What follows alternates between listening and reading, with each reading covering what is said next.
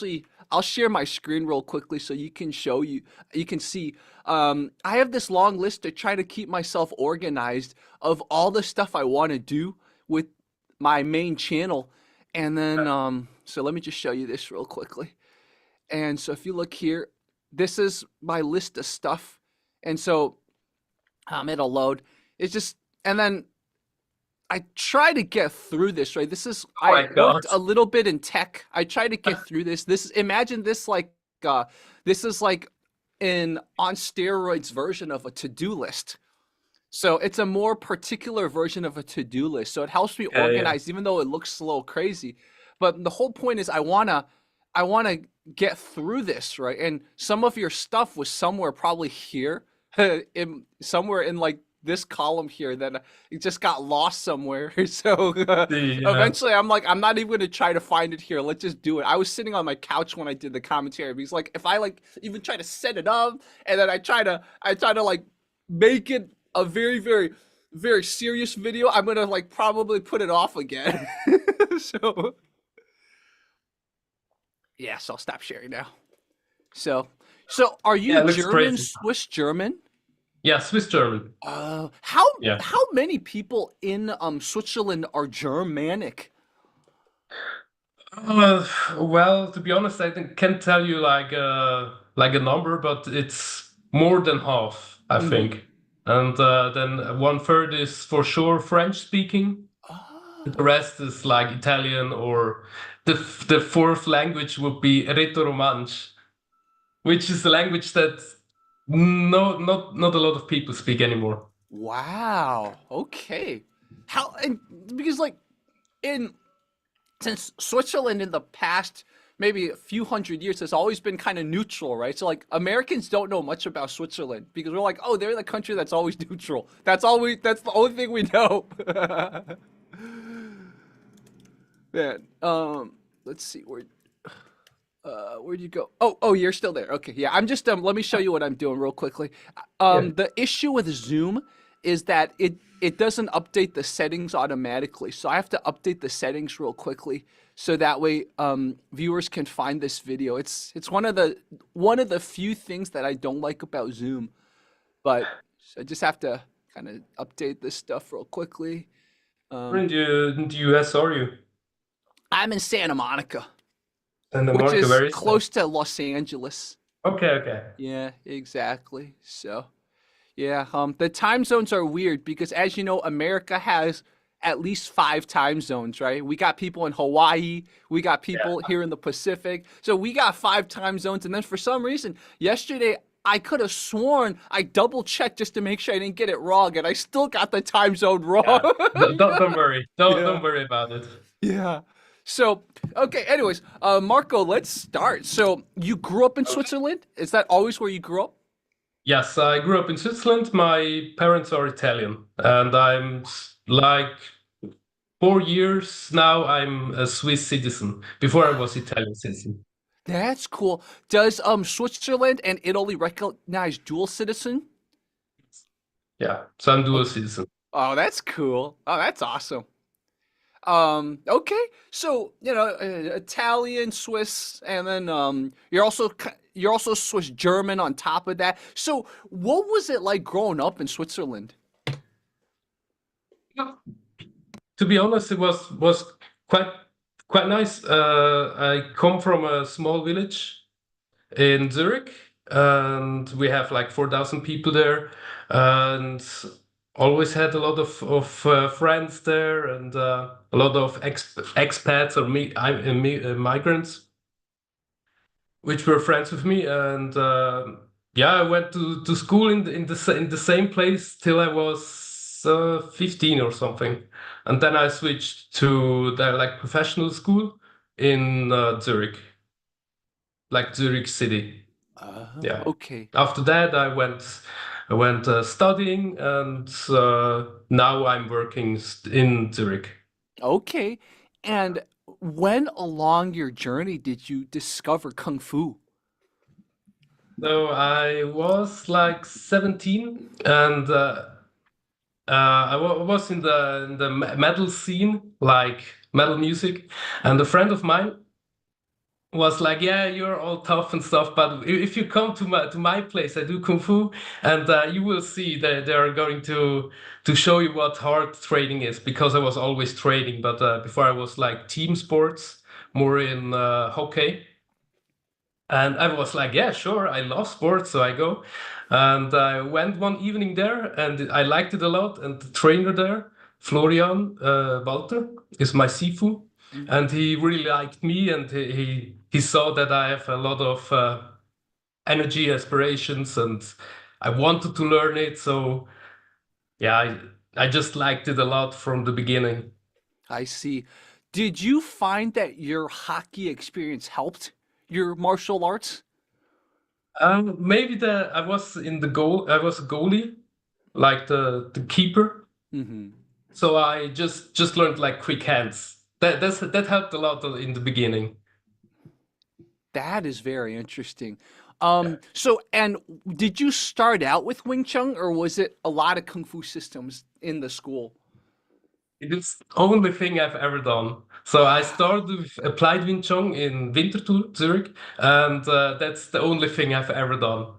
So Wow. anybody who says anything else doesn't it's not true. I do just applied Wing Chun. I see. Wow, that's Yeah. amazing. Again, we've seen Russians make it work. We've seen Swiss Germans make it work. We've seen people in Taiwan make it work. So obviously we have good examples, right? Also, funny story about Taiwan.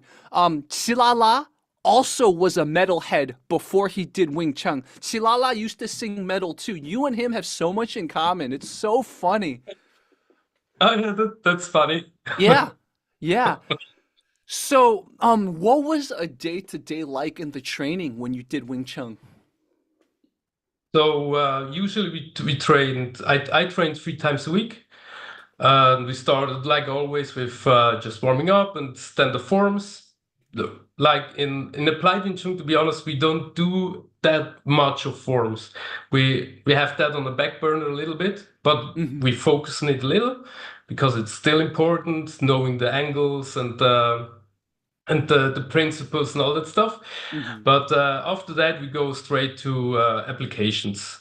So Okay. we start to like trying to put together something and take it apart first and train the like single things first and then put it together and afterwards doing on the pressure. I see. I see. That makes sense.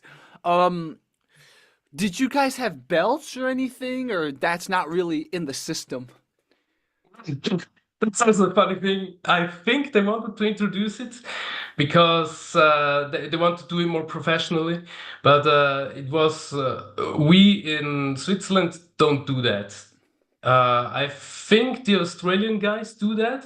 I Hmm. think so, and maybe the Americans. There are applied Wing Chun, but Wing Chun in itself, I think has them like the belts, but the applied Wing Chun system doesn't really force it because Duncan Leung, like the Sifu from China, never really like tried to establish it, so it never came. Hmm.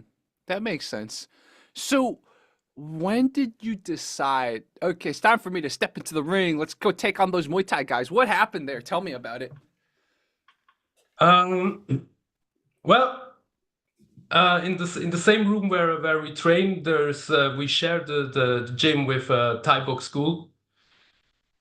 So sometimes on Mondays or something, I was there with my Sifu, and he was always fighting. No, not always fighting, but he was fighting before, and the Sifu Duncan Loing from China always try to force it that we go for fighting, that we try it out, that we test it, that we do it under pressure. And also wanted to know if it works for me. And I started doing sparrings with the Thai box guys, but also with in school. Yeah. So I started slowly like that. And tell me about your first match. What was the thoughts going into it? What was the thoughts during it? Going in. I am not really sure. I am not the type of person that thinks a lot before or is nervous a lot. I just go for it.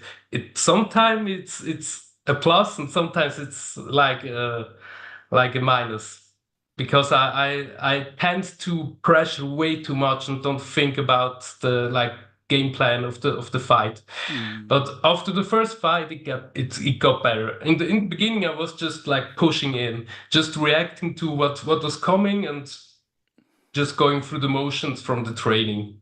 Hmm.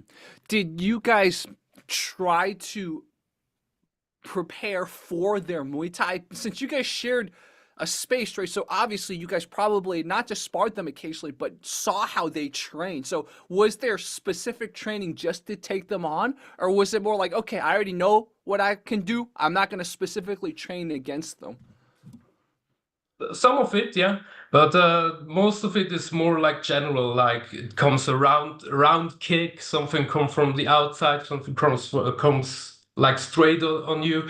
But some things like countering, like some classic the Thai box combinations, we do train for that, but just for competition.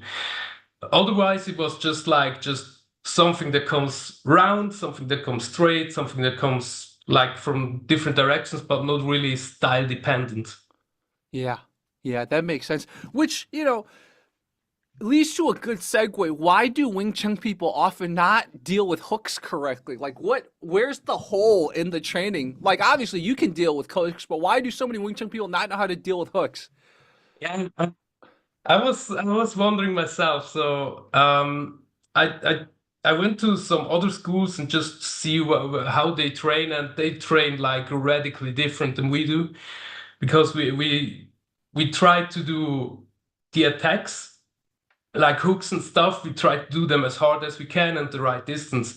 And I guess the other schools are not training in the right distances or the right intensity to know how to take them when it's for real.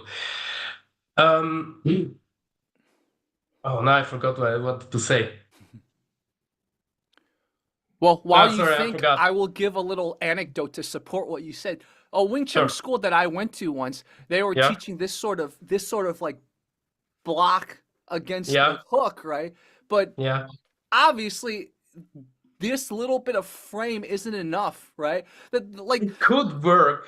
yeah, It it could, I it could, but we never guess. practice it under actual Yeah, hook. So yeah, yeah, yeah, imagine yeah. you try. The, Yeah, the most important thing is like really do it in under pressure, Yeah, like really pushing in, do a lot of repetitions and getting used to taking the pressure. yeah, I think that's the biggest difference, that really trying to go for it. Just try to hit him right distance, not trying to hit somewhere in front of him. Otherwise, his arms are always way too far ahead. I see that a lot in other Wing Chun styles. Their arms are way too far out yeah, because I think they're trained in the wrong distances and yeah. without the right pressure. Yeah, I love what you just said. I think I see that a lot. Just like they're either like when they're doing all their hand trapping drills, they're not in actual hand trapping range. And then when they're in the range where they're doing hand trapping, you actually should be grappling or you should just be punching. You shouldn't be hand trapping. There seems to be a misunderstanding of range, and a lot of that would get fixed if you just sparred, pressure tested, especially against people who don't do Wing Chun. I don't think it's the sparring, it's more You the don't think pressure it's the testing. sparring? Okay. No, no. I think the pressure testing is way more important than the sparring. The sparring is Mm-hmm. good for timing and getting used to moving in the ring and planning and stuff and reading the opponent. But I think the pressure testing is the most important part. Oh, that's interesting. Huh. Are do most of the people you train with, do most of them take on Muay Thai guys, or are you an exception? Mhm. Well, they could, I guess, Uh-huh. but not many go for competitions. But Okay. when we did the fighting camps, there everybody did sparring with Muay Thai guys. Oh, Yeah, wow. but we did some fighting camps, like a month of training. Mm-hmm. I was there 4 times, I think, and we were like 10 to 15 people, and the biggest part of them were all like Swiss guys. Mm. And they were all organized from Duncan Leung in China, and we Mm-hmm. trained there for a month. And he also organized some professional Thai boxers who were holding pads for us, but also sparring. That was quite Wow. hard. Wow. Yeah, How often does Duncan live in Europe now? in China. Oh, okay. China. Yeah. Oh, I see. So you guys only sometimes see him. Yeah, once a year we do like we call it the job out. I don't know what that means correctly, but that's like a repetition where we all get together from all the schools, like Switzerland, Hungary, Australia, and US, and we meet there and get everything together and meet again. It's always a lot of fun. That's Yeah. cool. Wow. So, what was your most memorable match? We have a few on your channel. What was your most memorable? It was the last one I had that was in the ring with just one guy. I don't know, maybe 2014, I think, 13, something like that. That Mm-hmm. was a cool match. Mm-hmm. He because he was from a school where their Sifu was also a Wing Chun guy, like Oh. a applied Wing Chun guy, but his guy was just a Thai boxer. So his Sifu was always telling like just go back. Don't try to counter him or something. And I was like, God damn it, he knows all my stuff. Yeah, that was a lot of fun. Yeah, it was a That's good match. interesting. Yeah. Yeah. That's so funny. It's like, you're a Wing Chun guy who's trained with Muay Thai people. He was a Muay Thai person who's trained with Wing Chun person. So, like, that was a good match to kind of test each other. Yeah, that's pretty funny. Yeah, there are some things that are like really weird for guys who've never seen like the Wing Chun style, Yeah. like the straight fists and stuff. They're always like running right into it because they're not used to just like a stiff jab. Yeah, exactly. What out of the Wing Chun tool set do you tend to use the most? Well, the we call it the stop kick. It's like a teep in Thai boxing, and Mm-hmm. the jab, of course, Mm-hmm. and the Kwan Zhao, which we do like this one. That's Oh, also really okay. handy. Yeah. We do it for everything, like for kicks, for roundhouse, for everything. Mm-hmm. Mm-hmm. Yeah. Wow, I see. So you have a day job, right? You're a graphic designer. Yeah. Wow. And I guess that's kind of maybe you had all those great videos on YouTube, but you never uploaded more. Is that the reason? Because you have a day job. You're like, YouTube, whatever, right? Yeah, I just uploaded them for fun, I guess, Mm-hmm. Mm-hmm. because I trained with other guys from Wing Chun schools, and they were always like, "Yeah, you move all different. The stuff is, I recognize it is Wing Chun, but you move different and you apply it differently." And was like, "Well, I went for fight and stuff," and they were always curious for seeing them, so I uploaded them. But it was never the intention that anybody else sees them, so it was just for that. Oh, so it's kind of like when viewers started sending me those clips from, sent them to me and sent them to Ruckus. It was like you didn't expect us to see it. Oh no, it was Wow. just well, Rokas. I contacted him because he like I think he did it like a challenge. He said he wants to have stuff where somebody applies it actually, like Wing Chun, and then he Hmm. did the video. So I contacted him about that, but otherwise, no, I've never promoted it or stuff. But Wow. So I guess I could. There yeah, is the Australian guys. They're promoting it pretty good. yeah, Ultimate Martial Arts School. yeah. They're doing good stuff. That's also the same school, like Applied Wing Chun. Oh, I see. Yeah. Again, it just shows how the Duncan Lung lineage is all over the world. Yeah. Wow. Yeah, Let me look at we this. don't have a lot of schools, but the schools that we have are pretty good. Oh, I see. There it is. Ultimate Martial Arts Academy. Ah, Yeah, there it that's is. it. Yeah. Oh, okay. So he's part of your lineage. Yeah. Yeah. Oh, Yeah. I know him well. uh-huh. Oh, If he that's sees that, cool. hi Henry. Perfect. I should interview him too. That's cool. Like one Wing Chun person leads to the next Wing Chun person. That's Yeah. really cool. Wow. Wow. So every year, you guys do this thing with Duncan Leung. Is it like a multi-day thing? Like tell me more Yeah. about this once a year thing. It's it's up to 10 days, something like that.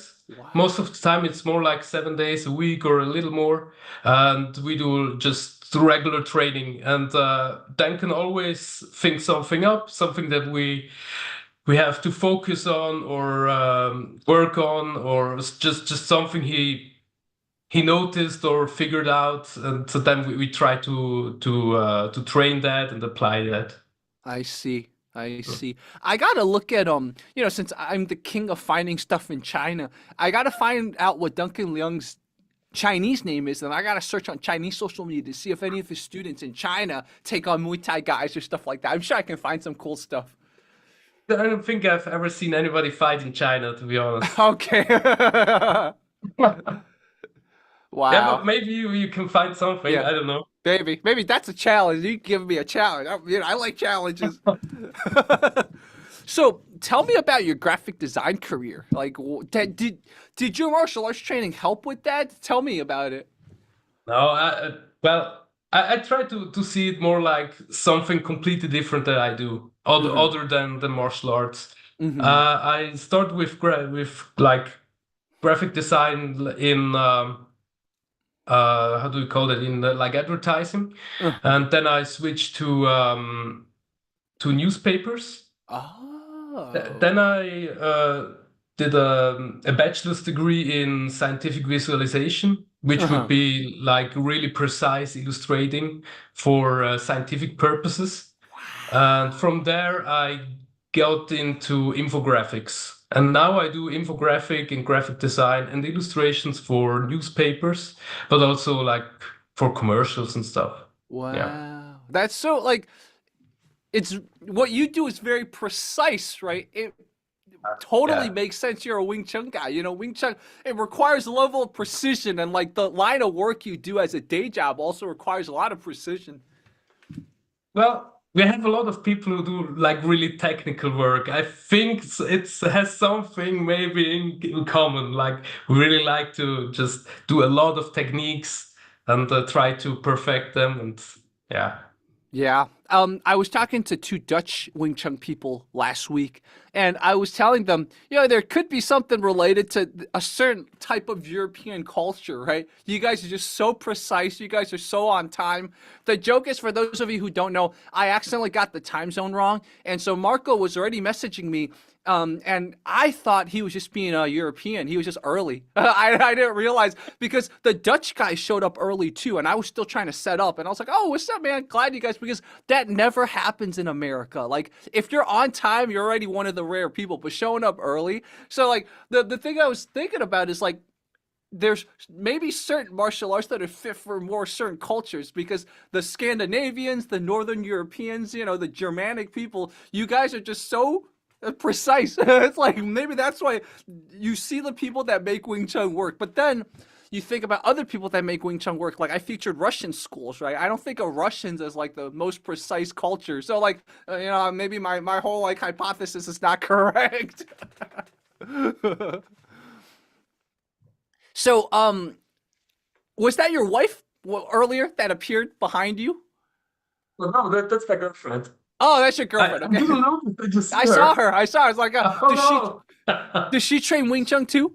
No, no, she's totally against it. She was on my fight once, and she was the whole fight. She was like this. Oh, yeah. She said the sound was the worst thing she's ever heard, Wow. like beating a wet sack.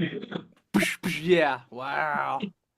Well, I'm glad she came to support you, but that makes sense. It's like Yeah, some people, I even know Muay Thai fighters who, like, their kids will never watch their fights because their kids, especially if there's a risk of daddy getting knocked out or something. So, yeah, like, yeah. yeah, some people I just like, they don't understand want it to see. that I understand it totally that they don't like to watch that. Yeah. But Yeah. usually I didn't never got really hurt. Mm-hmm. Mm-hmm. Yeah. Yeah. How often do you train now? Now just Wing Chun, Yeah. um, twice or three times a week. Usually Oh, just twice a okay. week. Yeah. And I one see. time I give I have a school myself, and once I give training. Yeah. That's pretty cool. Okay, congrats on having a school yourself. You train other students. Tell me about that. Mhm. Yeah, I opened like 8 or 9 years ago. I opened in Zurich, and it's gradually just get a little bit bigger. But then COVID hit, and I had to close down. And now I opened like 2 or 3 years ago. I opened again. Now I have like 7 to 8 students, but they're all great. They're really motivated, and it's a lot of fun. But just Hmm. once a week. I Yeah. see. And when you decided to open the school, how was the decision process? Was it because a lot of people wanted to learn under you? Tell me more about the decision to open a school. Did your coach encourage you? Tell me about that. Yeah, my coach encouraged me. He said that I have a talent for teaching, for showing stuff, and I have a lot of patience. And so I thought for myself, I have to try it. I have to do it in Zurich. I try to because we don't have a school in Zurich, the city Zurich. We have one in Winterthur, which is a city nearby. Hmm.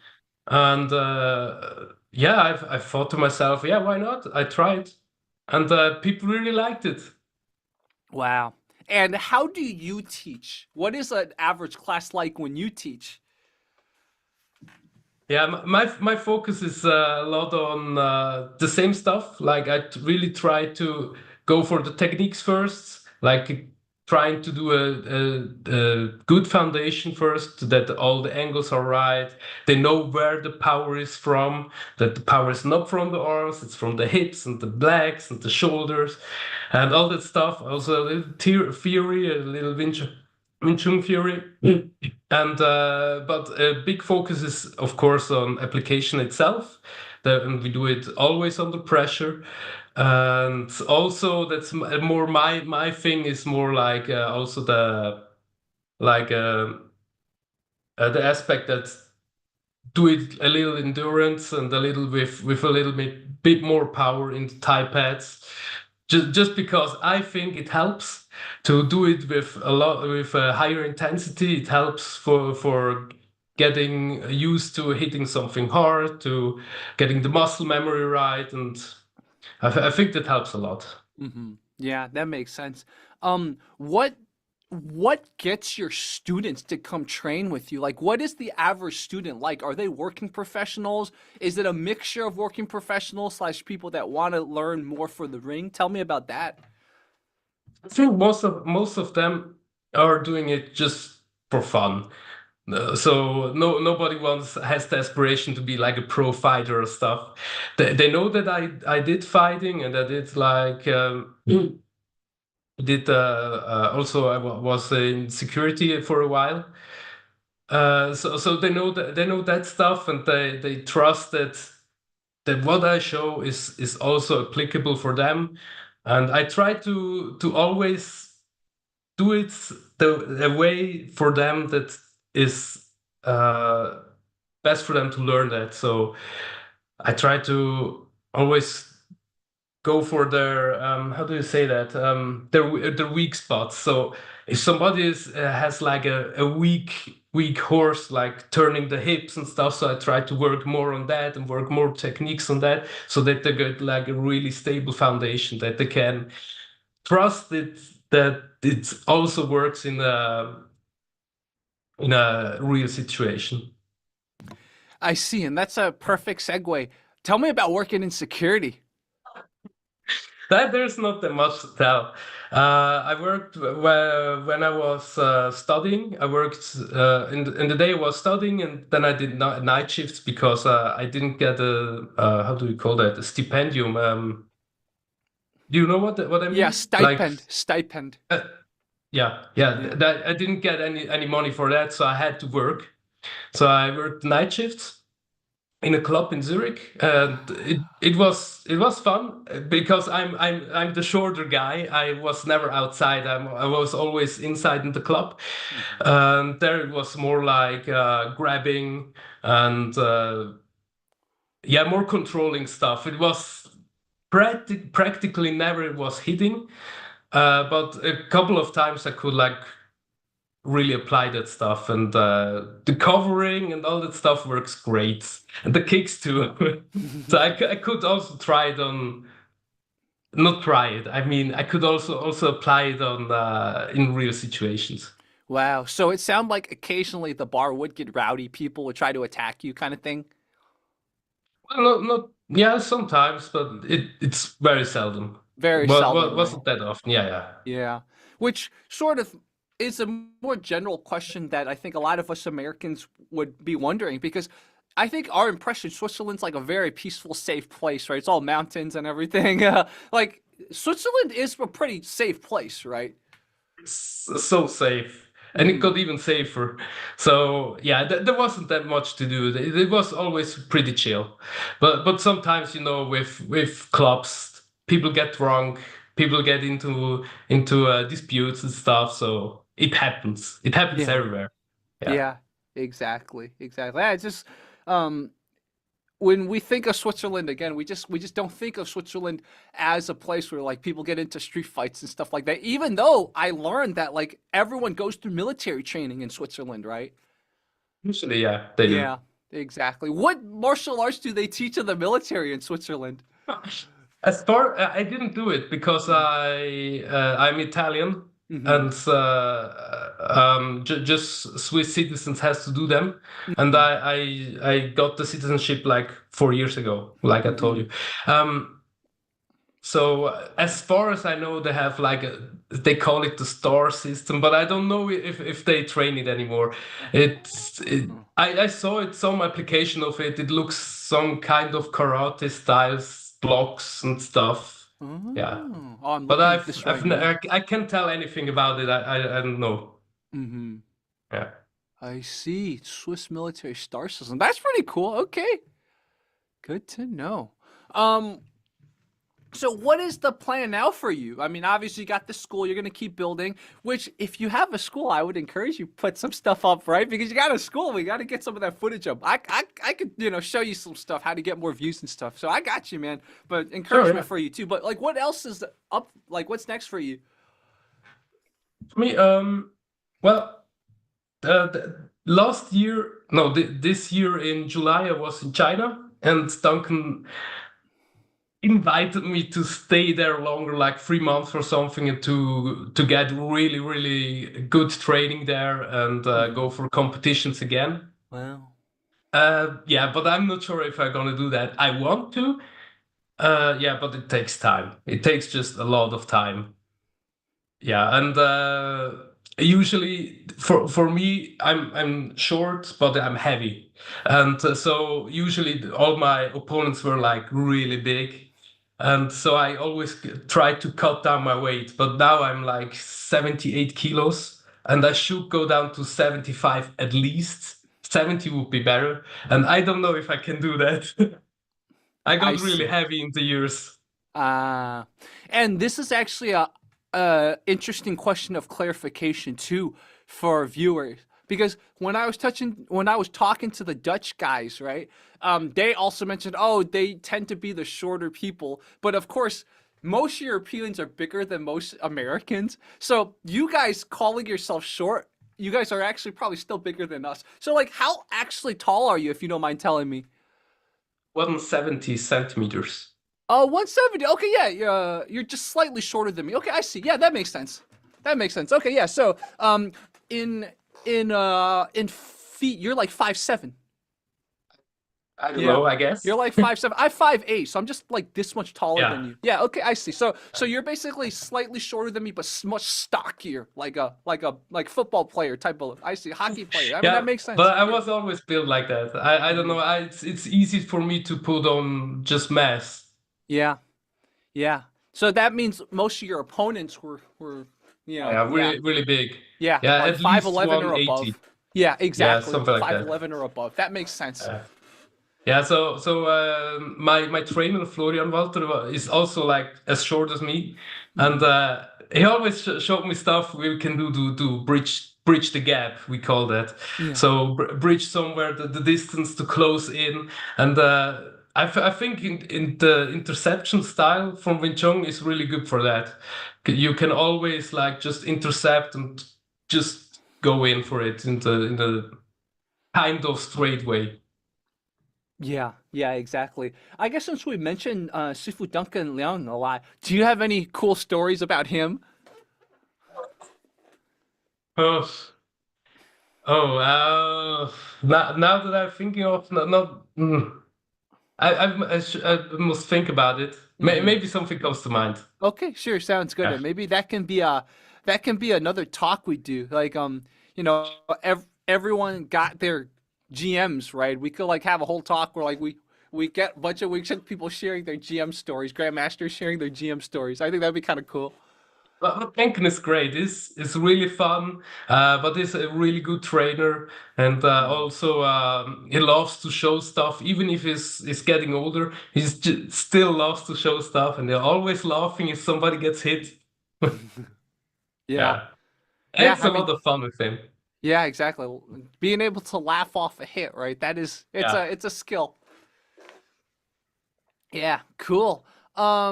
Let's see what other topics. Do you have anything else you want to talk about since we have you here? I want to talk about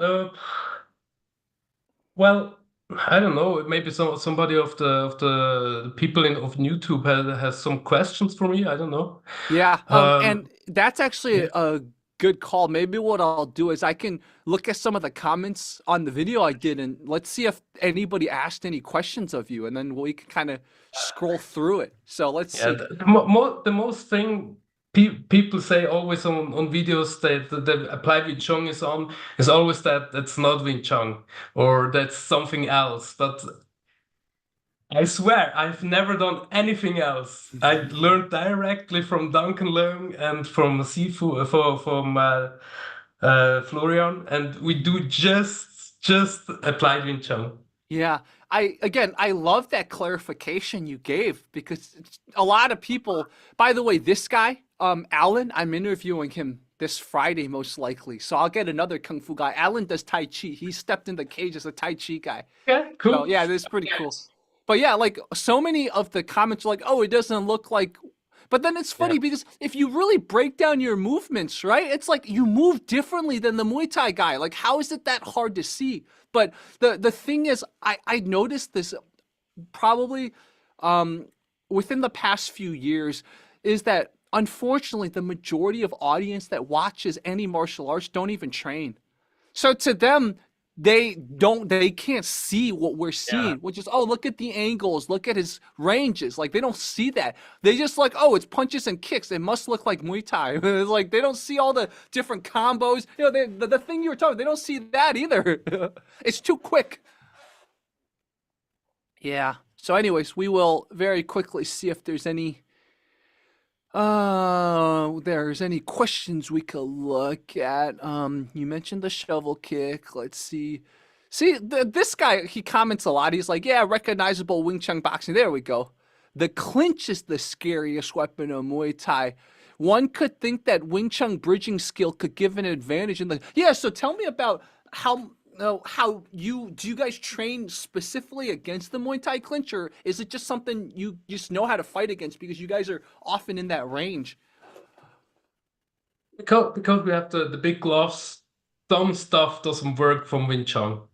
So in the clinch, that was one, to be honest, that was one of my first fights I ever had. Hmm. So excuse my clinching skills were like shit. So it got better, but clinching is not on our like training lists because we don't try to get in that range where we are just like clinching in. It Hmm. happens because it's Thai boxing, but we don't specifically train for it. Hmm. So usually when I got into clinching, I was just like holding him as tight as I could, so he couldn't maneuver me. That makes sense. That makes sense. do you guys train more clinches now?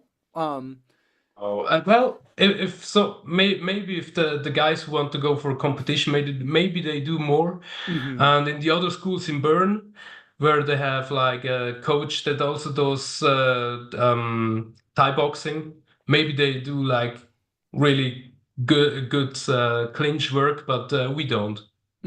I see. Okay. Another interesting question. There was like a kick question. It's like they're like, "Where are the low kicks? Why are you kicking to his torso?" And I thought that was an interesting question because I never thought Wing Chun was just low kicks. So I felt like that question was a very ignorant question. But yeah, you explained to me. Obviously, I think in Wing Chun you can kick to the body, right? Yeah, sure, but I think he was speaking about the Muay Thai guy, why he Oh, wasn't low yeah, that kicking. makes sense. He's talking about how the Muay Thai guy wasn't very skilled. Okay, there we go. I mean, I guess that's a question of clarification too. Was the Muay Thai guy you were fighting a skilled Muay Thai guy? I don't think so. He was like a Oh, novice like me. okay. Yeah, I think he was Okay. was a little overwhelmed because I fight like really weird for him. Yeah. Yeah, exactly. So in that first fight, and again, we'll feature more fights of yours. I mentioned that, your kicks looked a little telegraphed, right? There was a big wind up to the kick. Was that on purpose, or was that just kind of how you kicked back then? No, that's on purpose. Hmm. We do like a lot of feints. So we show the knee and jab. We show the knee and kick. We show the knee and kick low. We do stuff like that just for feinting. Uh-huh. So Yeah. okay, this viewer obviously knows what he's talking about. He was right. He's like, because you're fainting. Ah, Yeah. nice. Yeah, that's Yeah. it. Yeah. Yeah, that's pretty much it. Yeah, we did a lot in like in drills to get different setups and different feints with the same stance. So Mhm. we stand the same way, but we do different stuff. So you are not that readable. Mhm. That makes a lot of sense. Um, there were at least two comments talking about how your style was like Sean Strickland's style. Now, I don't know I can't off the top of my head think about what Sean Strickland's style is, but I guess that's a really good compliment for you. I guess I don't know how he fights, so I Yeah, can tell. yeah, But I take that exactly. compliment. Yeah, exactly. So yeah, I think there's 75 comments. So YouTube has this weird issue where if you don't enable all comments here, it like only shows some comments. So oh, look at that. This looks like another Wing Chun guy. He says, "Oh yeah, that's the block that you were talking about." So he's drilled that block too. So, yeah, okay. The comments weren't as bad as I thought. Some of these videos, it's all like, I only see kickboxing. I don't see any, but it's actually you got a lot of support, man, which is great. Yeah, So, I was happy to see that. yeah. Oh yeah, this he's talking about Yeah, that block. yeah, yeah. That's Bongurk, Oh, I we call gotta that. I gotta look at the Chinese character for that. That's really cool. Yeah, I don't know what that means, like translated from Cantonese, but Mm-hmm. it's like a Kwanzaa with the knee high. So you cover Oh. the whole space, and then you can open like you can open up the opponent that is you're like a little bit crashing into it, and then you can go straight for it. Yeah. Oh, there it is. 绑脚. That's how you would say it in Mandarin. Oh, I think it's 绑脚. Cantonese. Yeah, so If for any viewers that don't know, Cantonese and Mandarin share the same written language. ah So that's why I can read it, even though I can't pronounce it and we can't understand each other, but yeah, I can read it. So 绑脚. It's important for me to know the characters because then I can be like, okay, this is what the characters are saying, right? yeah, It's interesting. Yeah, 绑脚. That's so cool. I'll show you. This is exactly what Marco was explaining to us. The word xiao, what Cantonese a gurk, yeah, it's the leg portion of it. It's this yeah. as oh, 绑脚. So this word right here is describing more of the hand positions. That's right. This one is more The Gurk describing, is the leg. yeah, Yeah. yeah, that makes a lot of sense. Again, you Cantonese speakers tell me how to pronounce this, but in Mandarin it's 绑脚. So basically, That's so cool. Wow. Okay, I gotta. I'm gonna remember this term now. 绑脚 bungerk. But when I see this picture, it goes, everything goes like they don't do applications. Yeah. Because if you get hit hard in that position, you get just blown away. Yeah, yeah. I mean, yeah. It's a weird application that he's trying to show, right? The guy's trying to throw a push kick, and he's doing. I don't know what the hell he's doing. Yeah. Why would you? Again, maybe against a roundhouse kick like what you did. Okay, Yeah, it's yeah. almost like in Muay Thai, like checking a kick, right? But That's like it. Yeah. against a push kick, why would you check like that? I don't know. Yeah, Yeah, it. some things are really wild. When I Yeah, see the application for other schools, I think like, do they even try it? yeah, yeah, yeah. It goes back to one, things being lost in translation as it gets passed down, but two, also the emphasis on maybe looking good, right? That picture looked kind of cool, even though if you break it down from a fighting perspective, it makes zero sense, right? But it looks kind of cool. Look at him, like he's doing that against someone who's push kicking, but like it doesn't make sense at all. I don't know. Yeah. Yeah. That's great. You see, this is why it's fun to talk to people like you. Like I learned a new term, and then we also thought about what its application is, and then because the thing about, even though I found the characters right, it still is very vague. Like 绑脚, still like if you think about it, it is a vague thing. So to find what it actually means as an application, you just have to apply it, pressure test it, right? Yeah. You can't Yeah, that's a lot understand. of it is just that, yeah. Yeah, yeah, exactly. So the what I'm doing for viewers, like it's cool to learn what the words mean and stuff, but that's only the first step, especially with the Chinese language, or their Hakka, Mandarin, whatever, Cantonese. Chinese language is notoriously vague, right? One character can mean a million things. So like you can't just look at the characters like what I do. That's only the first step. You have to find the applications. Like you look at Chinese history books, I'm sure Chinese kung fu books are the same. One sentence could mean like one sentence could be like a paragraph in English, basically. So then you have to really break it down. Yeah, that's my little rant about the Chinese language. That's so funny. So how many languages do you speak? I speak German, English, Italian, a little French, Spanish a little bit. Yeah, I like pretty good Spanish. Yeah, that I think that's five. Yeah. That's amazing. I want to encourage all viewers to try to learn more languages, man. It'll help you. It'll help your mind, but also I think it'll help you pick up other skills quicker because almost anything is a language. You can think about it. I play chess a lot. Chess is a language. Studying laws are a language, right? I Oh my guess God. relationship, you I and your couldn't do girlfriend, that. that's like a language too. Do you Sure. play chess, by the way? No, no, I know the rules, but Hmm. that's it. Yeah. Yeah, not really. I see. Yeah, I will say if you ever want to feel that intensity, you get training martial arts, but no punches to the face. Chess is perfect. But there's also that I don't know, a chess boxing. Yeah, Have you ever seen that? yeah, Yeah, I that's have seen chess boxing. you could always do that. Yeah, that's what got me into chess was that I was No, for commentating chess real. boxing, and then I realized I don't know enough about chess to Yeah. actually commentate well. So I started learning chess, and then it turned out I really love chess. Yeah. So That's a yeah, good that's story. so funny. It's just sometimes you never know what interest you'll get into, right? And yeah, it took chess boxing to get me to learn chess. So maybe we should get you to do chess boxing one day. You just beat Oh. him in the boxing part. Try to survive the first round of chess and beat him in boxing. Well, dude, Marco, this was a great interview. If anyone in your school, anyone else wants to reach out to me, talk to me, I'm down. Just tell them Jerry sometimes has problems with time zones. Yeah, don't Usually worry I about get it. it right, man, but for some reason today it just I double checked yesterday too, and I still got it wrong. Yeah.